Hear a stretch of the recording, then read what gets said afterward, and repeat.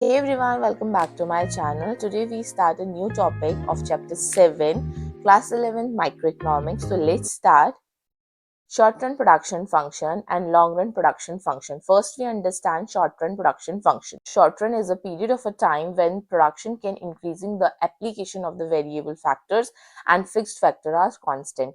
Short run production function एक जो short run बोला गया है वो एक टाइम पीरियड से डिनोट कर रहा है कि कुछ टाइम पीरियड की यहाँ पर ये बात हो रही है, उसमें जो प्रोडक्शन फंक्शन होता है वो कैसे होता है। ठीक है, तो शॉर्ट रन जो हमारा पीरियड है, एक छोटा टाइम है, अगर हमें उसमें प्रोडक्शन को इंक्रीज करना है, किसी भी प्रोडक्शन को इंक्रीज करना है तो हमें हमेशा वेरिएबल फैक्टर्स को इंक्रीज करना पड़ेगा। अगर हमें कम करना है तो उसको डिक्रीज करना पड़ेगा। ठीक है, लेकिन जो फिक्स फैक्टर है यहाँ पर वो यहाँ पर कांस्टेंट रहेगा। इसको हम एग्जांपल के थ्रू समझते हैं कि अगर एक बेकरी है, ठीक है, उसमें दो ओवन है, दो ओवन आपके फिक्स्ड है, जो मशीन है आपकी दो ओवन वो फिक्स्ड है। अब बेकर है वो दो हायर कर रहा है वर्कर, तो वो 100 ही केक प्रोड्यूस कर पा रहा है। चार वर्कर्स हायर कर रहा है तो वो 200 केक प्रोड्यूस कर पा रहा है। यहाँ हमें क्या देखने को मिला कि आपका जो फिक्स्ड फैक्टर था अवन, वो आपका फिक्स्ड है, मतलब fixed factor or constant. Okay, अब जो आपका वर्कर्स है जो इंक्रीज कर रहा है आपके प्रोडक्शन को भी, दो वर्कर्स अगर आप लगा रहे हो तो आपका प्रोडक्शन हो रहा है केक का 100। अगर आप चार वर्कर हायर कर रहे हो तो दो 200 केक प्रोडक्शन हो रहा है आपका। और 6 वर्कर्स कर रहे हो तो इसी हिसाब से आपकी जो केक की प्रोडक्शन है वो इंक्रीज हो रही है, राइट। तो ये आपका वेरिएबल फैक्टर है। वेरिएबल फैक्टर यहाँ पर क्या है, वर्कर्स है, लेबर्स है। ओके, तो यहाँ पर लिखा भी है कि here the ovens are the fixed, labour is a variable, output increasing as labour increases. आपका किस तरीके से इंक्रीज हुआ आउटपुट, ये देखो आउटपुट आपका क्या है, 100 केक्स, आपने ज्यादा वर्कर्स किए 200 केक, उससे ज्यादा किए तो 280 केक्स।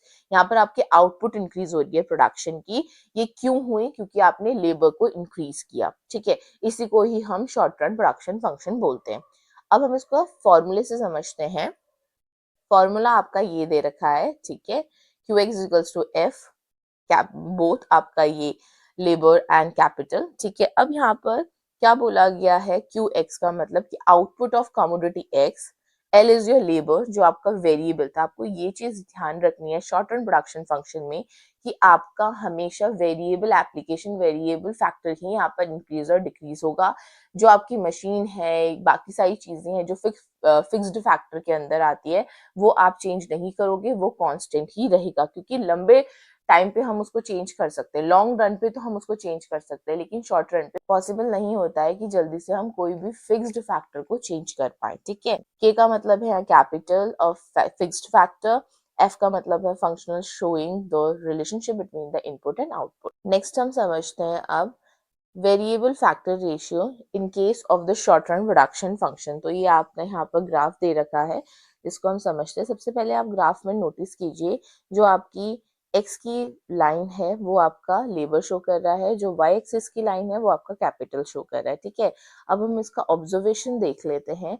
ऑब्जर्वेशन में हमें दो चीजें बोली गई है। पहली चीज ये बोली है, जो हॉरिजॉन्टल लाइन है के से एन तक, ये देख पा रहे हो आप, के से एन तक जो लाइन है वो आपकी है कैपिटल की लाइन, मतलब ये फिक्स्ड को शो कर रही है। ठीक है, सेकंड आपका ये बोला गया है जो कि चेंज नहीं होगी। ठीक है, सेकंड ये बोला गया कि अगर हायर लेवल ऑफ आउटपुट आपने अचीव किया है वो तभी कर पाए हो जब आप इंक्रीज किया अपना इनपुट। ठीक है, तो ये आप कैसे बोल पा रहे हो कि इनपुट क्या है, आपका लेबर है, आपने लेबर को इंक्रीज किया है तभी आपने अपने प्रोडक्शन में आउटपुट को इंक्रीज अचीव किया है, हायर अचीव किया है।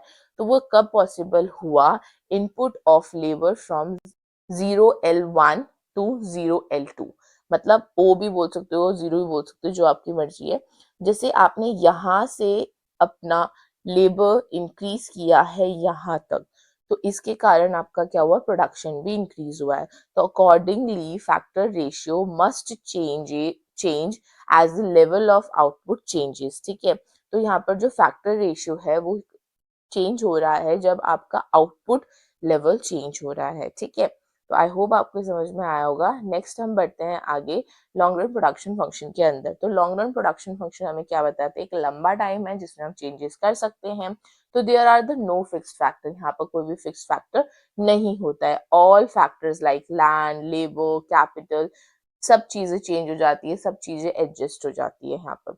जैसे कि एग्जाम्पल बोला गया है बेकरी का एग्जांपल लेते हैं, अगर हमें ज़्यादा केक्स प्रोड्यूस करना है, इंक्रीज करना है अपने प्रोडक्शन को, अपने रिसोर्सेज को इंक्रीज करना है, तो हम 4 ओवन ला सकते हैं, उसमें 8 वर्कर्स लगा सकते हैं। 400 केक्स प्रोड्यूस हो रहे हैं, अगर हम 6 ओवन लेके आते हैं, 12 वर्कर्स लगाते हैं, लेबर्स लगाते हैं, तो वहाँ पर 700 केक्स प्रोड्यूस हो रहा है। तो यहाँ पर फिक्स्ड फैक्टर जो हमारा ओवन है और वेरिएबल फैक्टर हमारा जो लेबर है, वो हमने अपने हिसाब से एडजस्ट किया, अपने हिसाब से चेंज किया अपने प्रोडक्शन को इंक्रीज करने के लिए। Okay, in the long run the output depends on all the inputs together। मतलब inputs यहाँ पर हर चीज हो गई।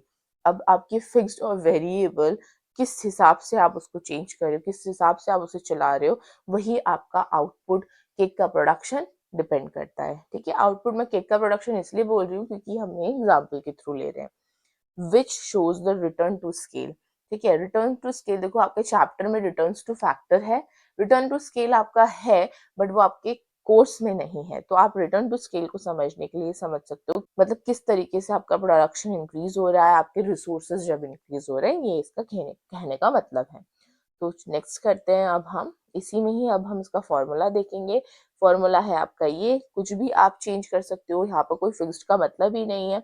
तो आपका यहाँ पर बोला गया है QX आपका है आउटपुट ऑफ कमोडिटी X, कोई भी कमोडिटी आप ले, लेबर जो आपका वेरिएबल फैक्टर है, K जो आपका कैपिटल है वो भी वेरिएबल फैक्टर, और फंक्शन जो आपकी शो कर रहे हैं relationship between the input and output.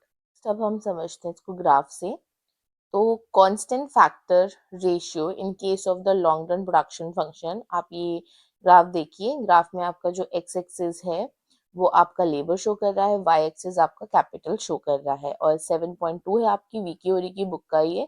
तो ये आपका है constant factor ratio relevant to the long run function. तो इसको समझते हैं, सबसे पहले ऑब्जर्वेशन देख लेते हैं। पहला ऑब्जर्वेशन ये बोला गया है कि when the production increase from a lower to a higher level, both labor and capital increase in the same proportion।